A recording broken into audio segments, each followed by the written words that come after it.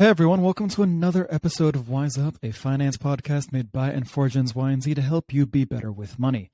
Today, I'm going to be picking up kind of on a topic that I started a week and a half ago with Dr. Vinay Utham, discussing ESG, environmental concerns, sustainability concerns, green concerns, everything pertaining to green energy, pushes for that in society, and how this actually affects you, not just in the environmental sense of the word, but how it's affecting you monetarily, how it's affecting the world monetarily, and why you should be more prescient when listening to people speak on issues relating to these topics, and be a little more apprehensive about believing them. Now, before we get started, as always, this is your first time listening to the channel, do me a favor, follow it, subscribe to it, leave a like, share it with friends. It'll be great, help the channel grow. And if you're a continued listener, I appreciate all the support. I continue to be amazed by how many listens we get. I appreciate all of you. With that, let's get into it. Now, the push towards more renewable energy sources has been a massive push for years. I grew up in Los Angeles, California. I remember for years, seeing and hearing about tax credits and subsidies for solar panels. That was the big thing when I was growing up. And it's starting to spread on a much broader scale nationally. Besides just renewable energy in the form of solar panels, we're also discussing more green initiative, electric vehicles, all of the fun things. And this is also being experienced, that's a good word for it, globally, especially with broader oil concerns, especially in Europe. But I'll get to that a little bit later. First and foremost, let's talk about those solar panels, because I think that's a very good starting point for what I want to discuss today. See, the idea of having solar panels, of having a renewable energy source in place, reasonably speaking, from a very abstract point of view, makes sense. A goal of one day, with technology in place, having energy that can be produced from a, let's call it, non-toxic source, as coal, gasoline, oil are accused of, makes sense. However, due to, I might get flack for this, alarmism, going back decades, pertaining to the global climate, we rushed renewable energy sources, including perhaps the greatest first step of solar panels. And I say alarmism knowing that I might catch flack for it, but still believing that's the correct word, because according to several predictions many times over, the world should have ended decades ago.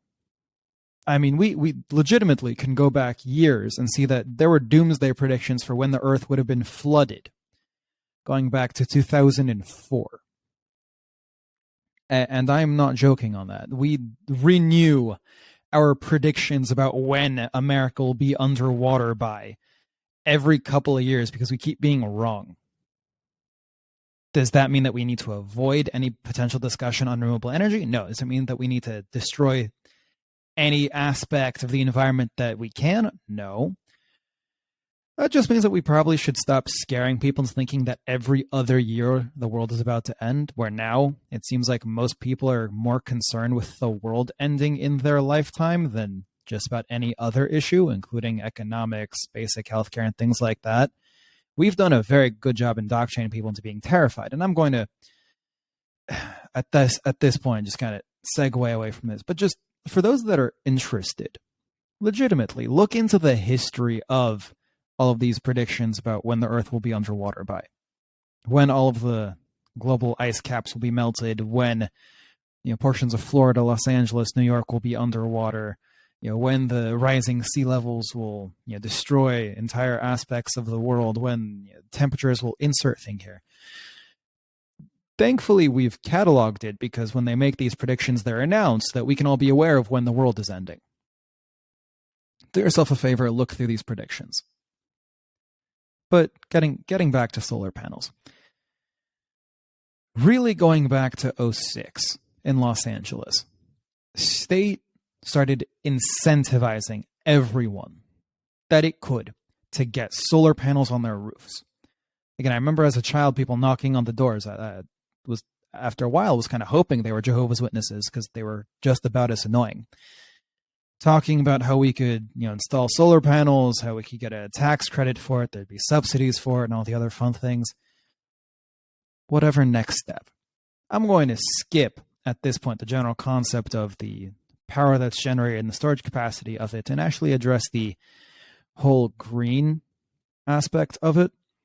See, a lot of these solar panels now are reaching the end of their life cycle, so they have to be disposed of. However,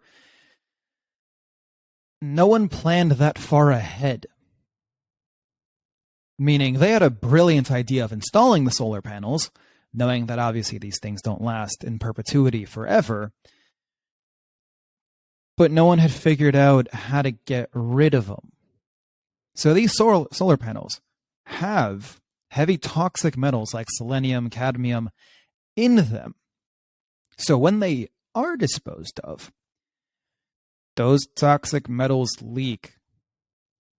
Now, there are certain claims that because of the toxic nature of these solar panels, they're only sent to landfills that are lined to protect against it.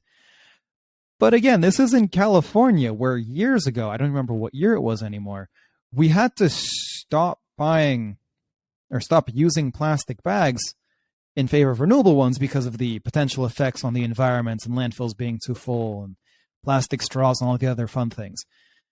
What do you mean that it's okay it's just at a different landfill? I thought the concern was to stop sending these things to landfills. Because hypothetically, 80 or so % of the materials that are used in solar panels are recyclable. However, only 10% of solar panels are actually recycled. Why? Because it's very hard to take these things apart. It's very hard to actually break these solar panels down into their composite parts to actually get the parts of it that are recyclable to use them again. It's nonsense. Hypothetically, yes, the glass that's in them, the silver that's in them, the silicon that's in these solar panels is recyclable. But disassembling these solar panels to get all of it is extremely difficult, not to mention time-consuming and, by proxy, monetarily consuming. It's not worth it financially to spend time disassembling these solar panels. So they just say, screw it, send it to the landfills.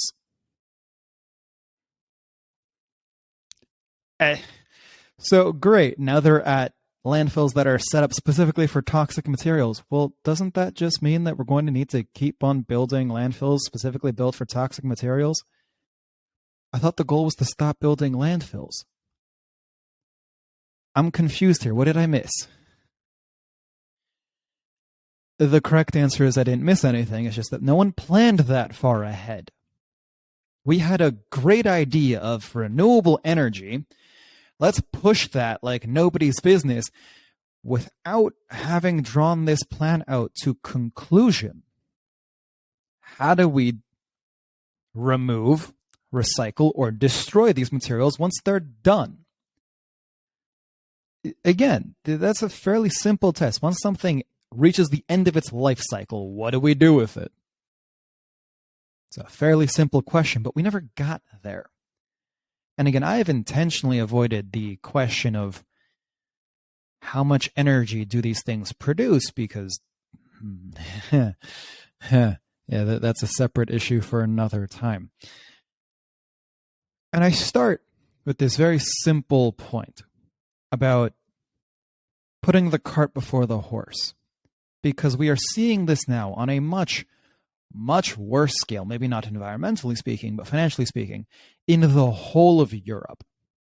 Now, in my conversation with Dr. Vinay Utham a week and a half ago, we had mentioned the fact that energy prices are skyrocketing. There are stories of small businesses, bakeries, flower shops, what have you, seeing their monthly electricity costs going from £19,000 to 60. Quite literally tripling. Residents being given all sorts of horrible advice, like somehow painting their heater black as if that's going to conserve energy. you're not using it at certain times, what have you. And when we had first spoken, the Nord Stream pipeline, which connects Russia and a good portion of Europe through Germany, it was paused. Delivery of oil and gasoline via said pipeline was stopped, and it's been halted since then. So now, all of Europe is staring down a brutal winter. And I do mean brutal because it's quite literally expected, almost like a very bad dystopian movie, that people will be freezing to death. There was a joke I actually saw earlier today. Of a person saying, if it means supporting green energy, I'm willing to freeze to death. And their politician saying, if it means supporting green energy, I'm willing to have you freeze to death. That is a sacrifice we are willing to make. The politicians will be fine. Like, no one's worried about them.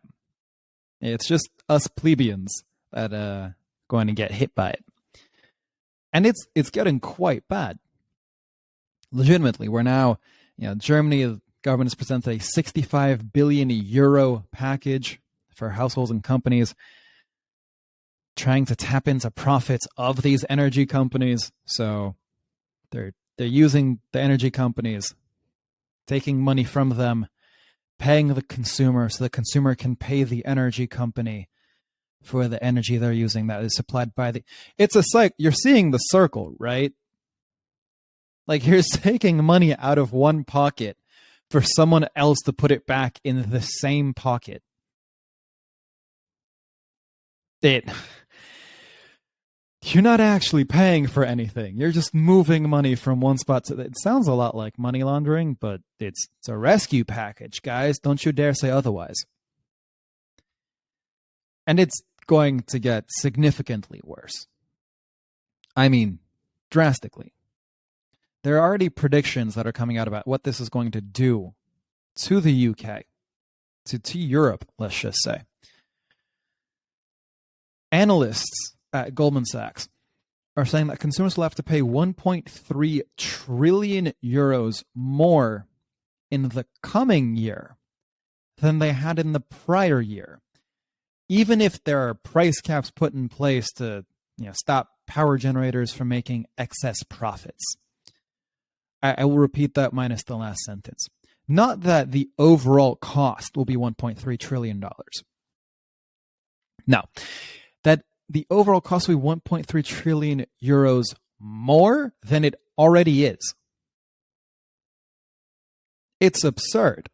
It's not sustainable because, I don't know if y'all are noticing, but there are also economic concerns going on. So if people are spending more on basic utilities to stay alive, that means that their ability to spend on other things becomes drastically less. And that's also a very self-fulfilling cycle because, again, you don't have money to spend to stimulate the economy. The economy slows down. Those businesses that were employing people lay off more people. Now those people have less money to spend to stimulate the economy, and it's a circle. Again, much of these impacts are cyclical.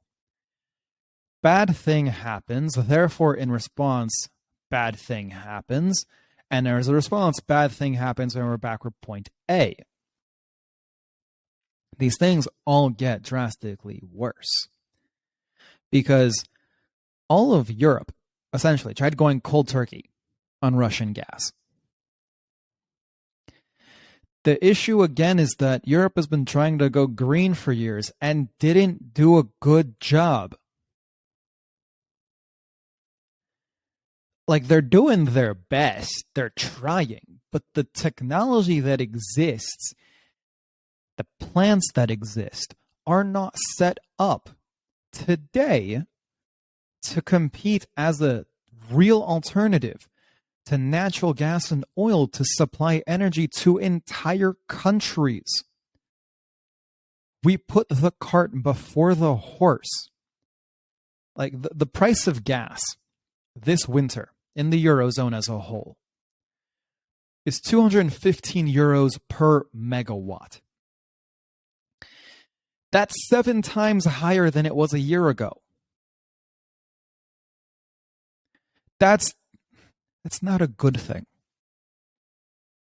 Because again, there are very few things in life that are necessities. Having a roof over your head, having water in the pipes, and electricity flowing through the walls are few of those basic necessities. So as we all kind of have been aware, rent prices have been astronomical the last few years. Housing market beginning to slow down, as I've alluded to a couple of times. But if energy prices are going absolutely bonkers, well, then yeah, we go back to the very vicious cycle of people being put into, bankruptcy, simply because they can't afford to live. Again, on the topic of rent, in my last episode on Friday, I discussed how rents, on average in America, far and away exceed, on average, the 25% rule per person's income. It's a lot closer to 40. If rent is bad, utilities are bad, then yeah, luxury goods, services, it's basic things that you do for leisure also go out the window. Hello, Netflix. Well, besides their content going down the drain, they lost 1 million subscribers in a quarter because people just aren't watching as much. Like, sure, they want something to do, but eventually all of those subscriptions people have, they start adding up on a completely separate basis. Life as a whole is becoming one giant subscription service.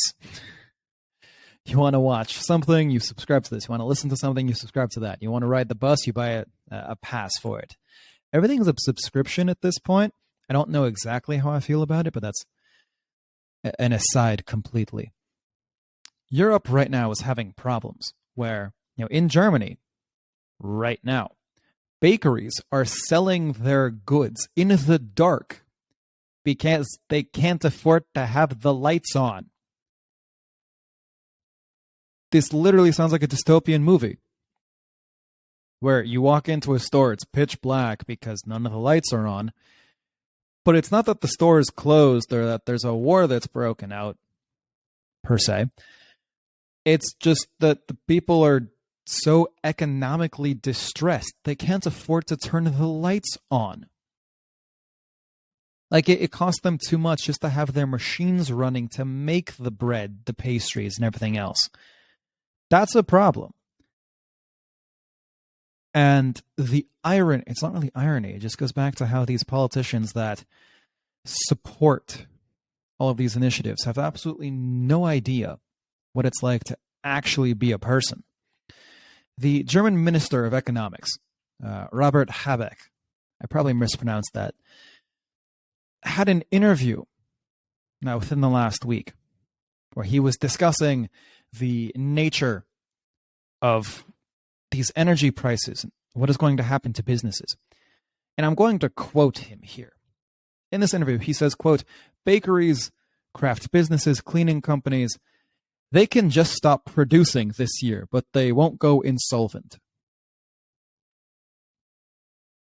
This was in a line of questioning about how businesses, flower shops, all of the other things, are going to be able to afford to stay open instead of going bankrupt. And his response is, well, they can just stop making things. They can essentially hibernate for a couple of months and they'll be fine. Do any of you hear how tone deaf that is? Where his response to the economy going to absolute ever-loving hell is, well, you can just shut down for a few months. Nothing bad's going to happen, right? So what if you're not profitable, if you're not open at all? And given how the world works, you're still paying for rent for the place that you use to do business. Probably still some required utilities. But you'll be fine. You can just afford to take that L for a bit. What? That's nonsense. And thankfully, the interviewer was not letting him have it. Where she asked him point blank, well, they're broke, but they're not going to file for bankruptcy. How does that make any sense? You haven't answered the question. And unfortunately, he did answer the question. The question is, I don't care. Shut down. What am I going to do? How does this affect me? I'm a politician.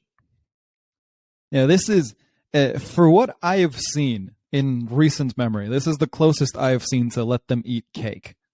The famous saying from Marie Antoinette when she was told that people were dying and couldn't afford bread. This dude is asked point blank about what businesses are going to do because they can't afford to stay open and how they're not going to go bankrupt. And his response is, well, then just close. This is their Minister of Economics.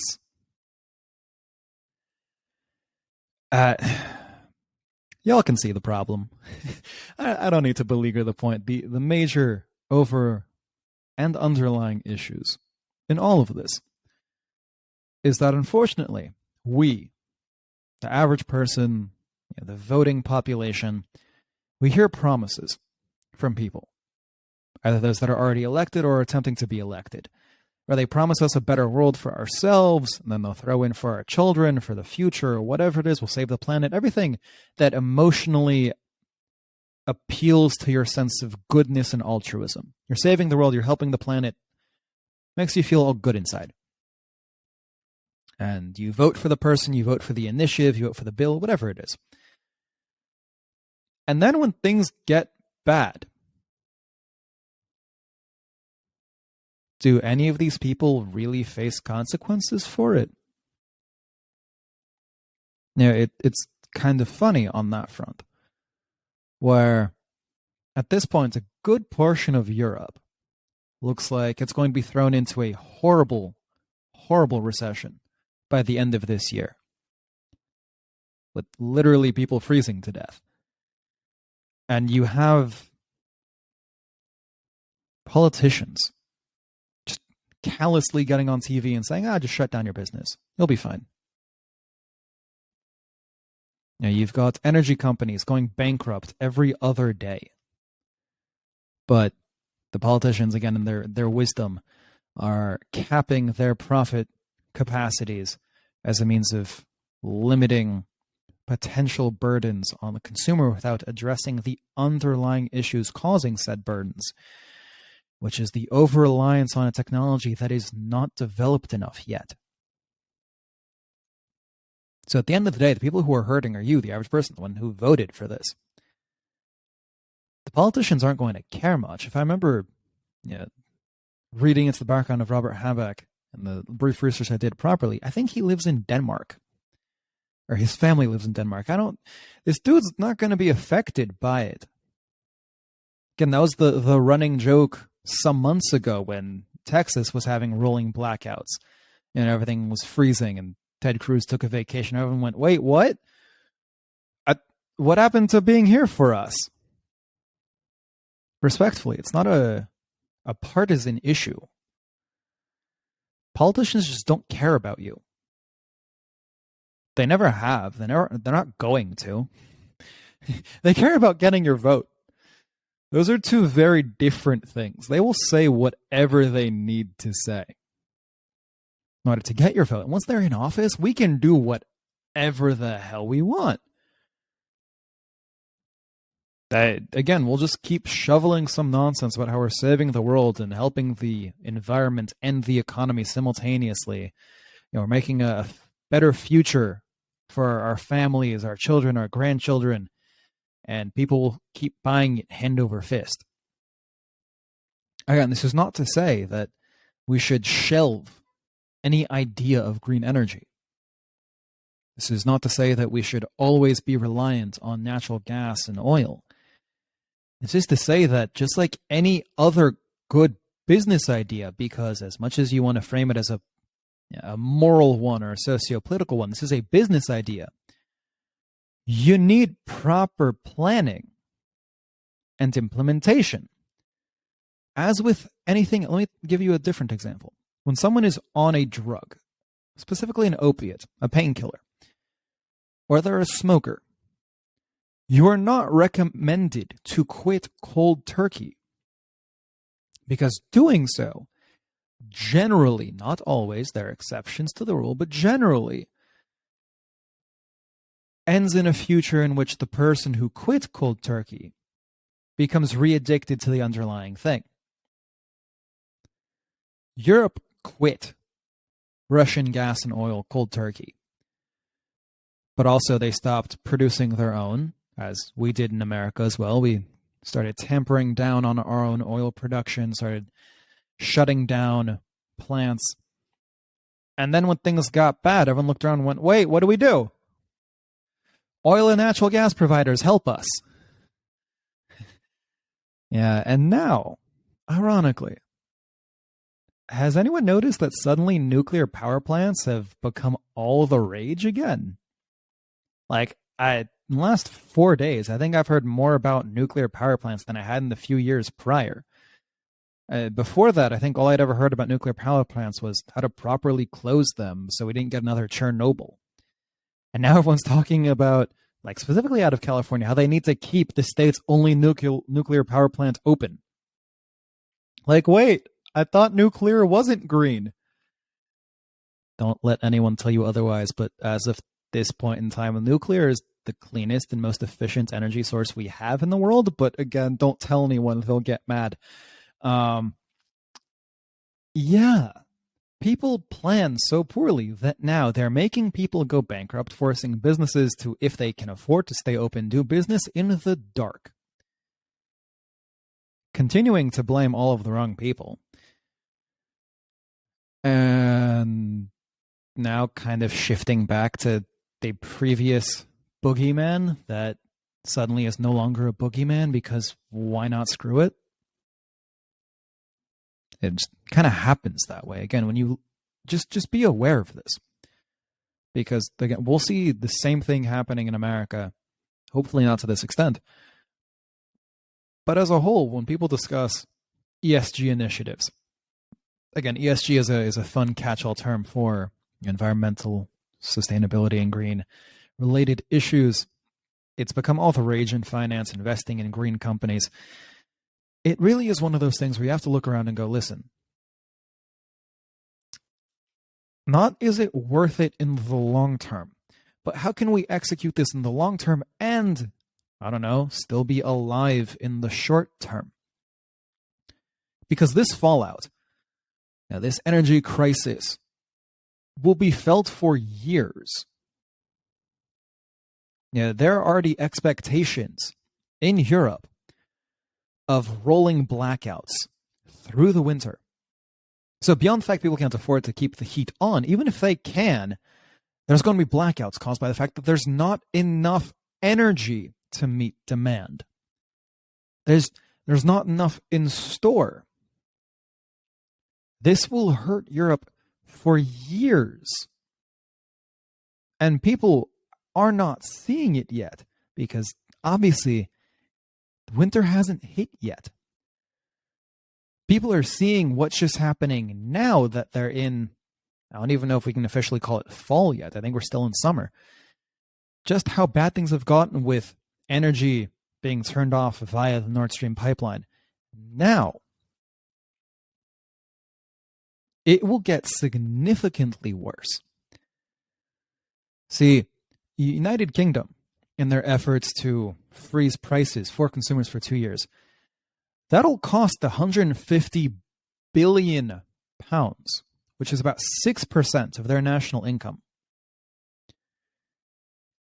Again, I don't know if you're seeing the issues here. You can't afford it. A. And B, even if you somehow manage to freeze prices, I don't know what might happen, assuming that works out in a way that doesn't cause people to go bankrupt. The businesses will go bankrupt. Again, we like to point at the biggest businesses as if there's a telltale sign of how the entire industry is going. As Dr. Vinay laid out when he was on the show, his provider was switched without him even knowing. He's got an email one day saying, hey, we're taking over your service because the previous company went bankrupt. This is happening every day now in Europe, where a small provider, even a medium-sized one, and some large ones too, are going belly up. They simply can't afford to remain in operation. That is a problem. Because again, overall, there's a cycle here. People can't afford to spend things in the economy, and you're trying to print money to support people, but also trying to tamp down on inflation. You find yourself in a very precarious position. Because doing all of those things at the same time is not possible. So the European Central Bank, which I believe meets this week to discuss another interest rate hike, you can't keep borrowing money while simultaneously raising interest rates and hoping to lower inflation. Again, UK is already staring down potential 18% inflation rates in the coming year. If you keep borrowing money to support things, that inflation is going to get higher, which means that, again, people can't afford to buy things like food. I'm not even worried about people buying luxury items anymore. I'm literally just worried about people staying in their basic necessities. It's a major concern for people. And the reason I'm hammering in on this point so much, because I'm sure that I have plenty of people listening, mostly in America, who are going, okay, well, listen, how does this affect us? Again, I get it. Those poor Brits, God save the Queen, not anymore. Whatever happens to them, our condolences, but we're fine. Our economy has its own issues, but we're not directly linked to them. I hate to be that guy, but you are. See, I don't know if many people know this.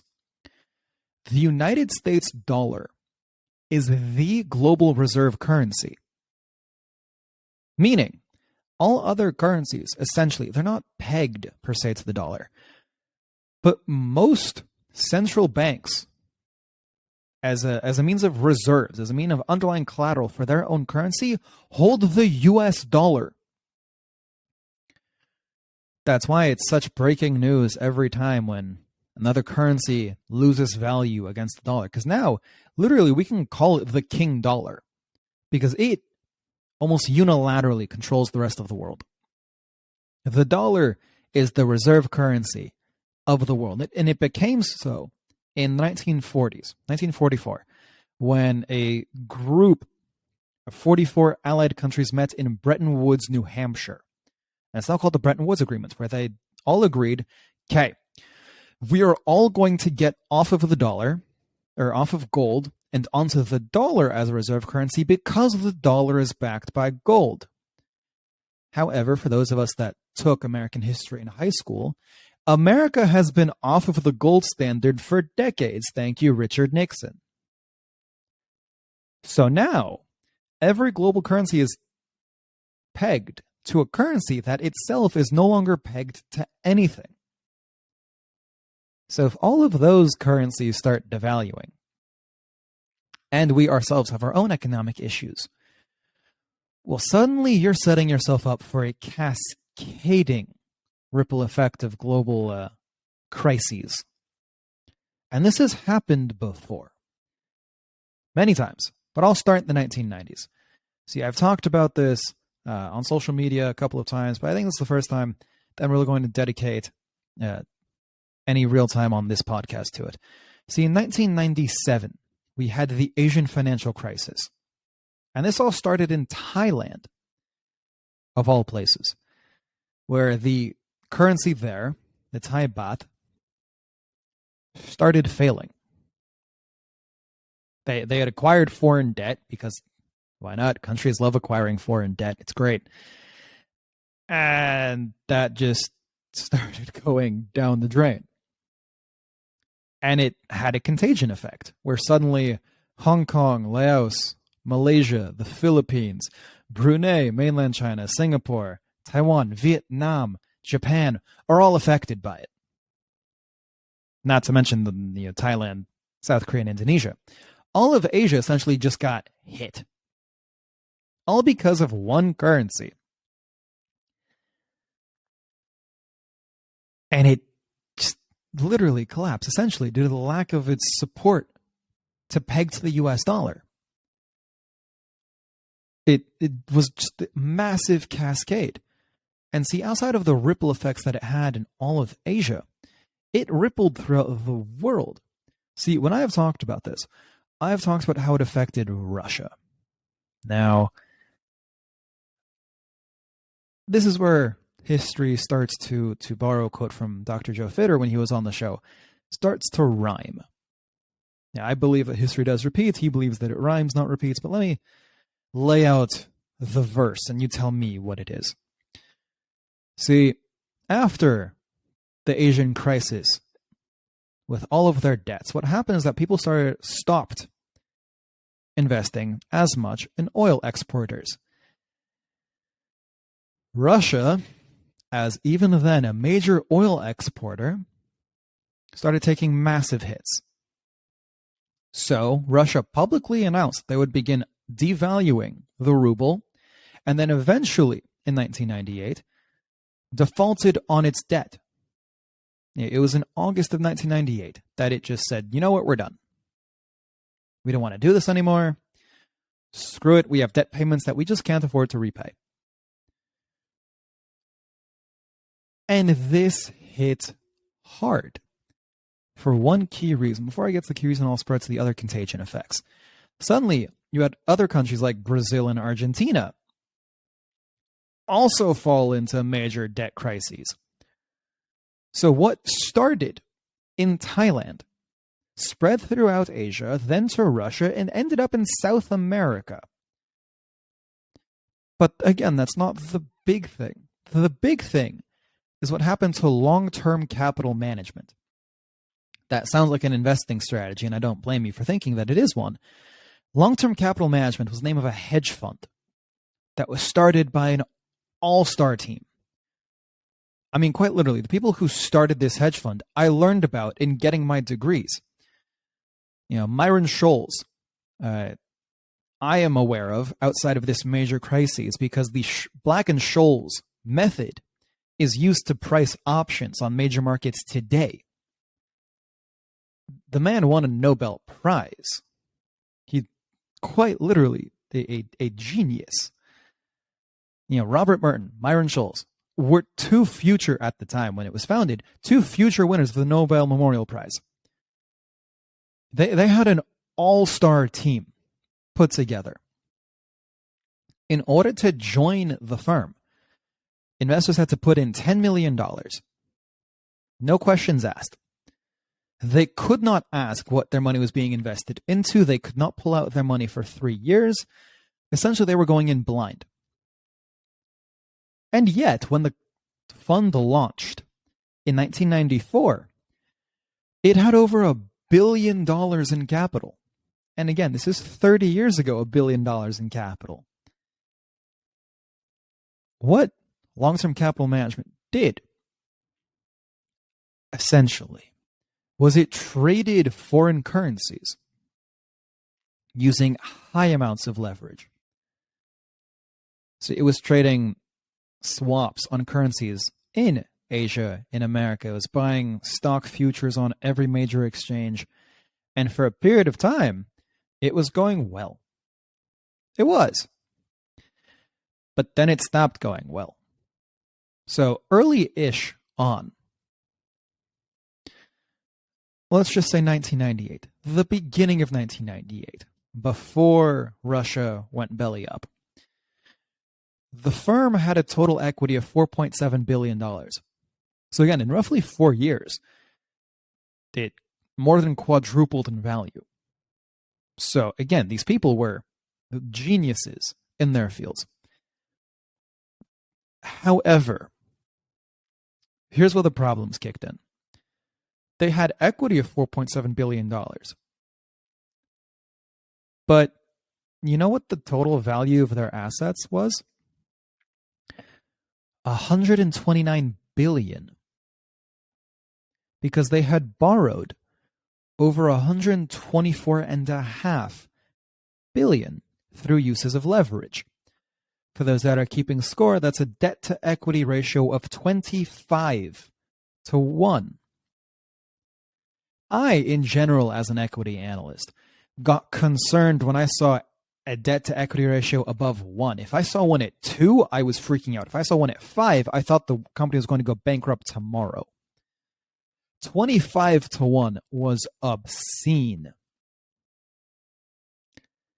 And you can see where I'm going with this.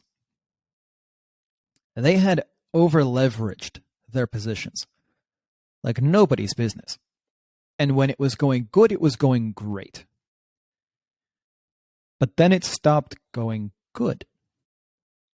In the span of a couple of months after Russia started going belly up, they started losing a overall equity valuation of billions within the span of months. However, their loans were still worth over $100 billion. So by the end of it, in September 25th of 1998, their equity was only worth $400 million. Yet they still had liabilities worth over $100 billion. I'm sorry. Just $100 billion. For those that are doing the new math, that's an effective leverage ratio, an effective debt to equity ratio of 250 to 1. And this is when everyone lost their minds. Quite literally, because again, what long-term capital management was holding was not just stocks. You know, they weren't invested heavily in, I don't even know it was trading back in 1998. I'm not going to pretend. They weren't invested in the top companies at the time. They were invested in currencies. They were essentially propping up banks. Because again, they had $100 billion over at one point in assets. And all of those assets were either futures on stock markets or currencies. So if this company went bankrupt, major banks across the globe would have also gone bankrupt.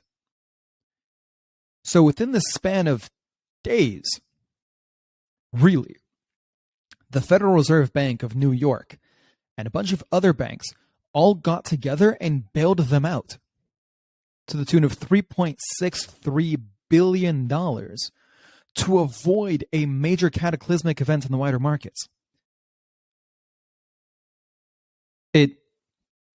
If not for that bailout,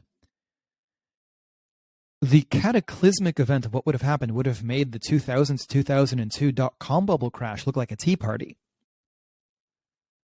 Because you would have, again, had major banks globally shut down. It would have made the 2008 financial crisis look much tamer in comparison. But see, for those that are thinking back and going, wait, a major financial institution being overly leveraged and failing on its loans in order to eventually be bailed out. Wait, that happened again in 2008. Yes, it did. Because again, history repeats. No one learned their lesson. Banks continue to take on significant amounts of leverage, almost using what happens with long-term capital management as a blueprint of what to do. So to this day, there are plenty of theories that what happened in 1998 was used as a precursor, as a contributing factor to the 2008 near collapse of most financial institutions. Because one of the death knells, let's call it, in long-term capital management was Bear Stearns coming to them and saying, hey, we need our loan of $500 million. And long-term capital management going, about that. And then in 2008, anyone remember Bear Stearns? What happened to them? It's funny how these same players come back. Again, almost like things repeat. And for those that are listening, going, okay, well, that's not happening now. Are you sure? Earlier this year, a few months ago, Russia defaulted on its debt to the tune of a few $1 billion. The Does anyone want to take a guess about where corporate financial debt and leverage stands at today? If your overarching guess is that it's significantly lower than '08 because we learned our lessons and put proper guide work and frame in place, you don't understand how this system works yet. Either that or you're trying to be overly naive and optimistic and hoping that the people leading our countries really have our best interest in mind. I regret to inform you that answer is no. As I had laid out a couple of weeks ago, regular consumer debt, credit card debt, is at all-time highs. Financial institution leverage, oh no, it's not good. Overall corporate debt as a percentage of country GDP is higher than it was in '08. Fun fact, America now has a debt ratio more than 100%, meaning that America as a country has more debt than it produces as GDP, meaning that our overall debt, how much money we spend as a country, is more than the total process of how much our economy makes. Our debt to GDP ratio as a country is bad. And I also regret to inform you that America is not the only country that has that problem. When I last checked months ago, Spain and Portugal had debt ratios of 120, 130%. Plenty of Eastern and Western European countries were already getting there. No. A lot of countries today are carrying more debt than they can afford. So when you have a war breakout that causes, let's call it demand shocks in energy, you're going to see a ripple effect.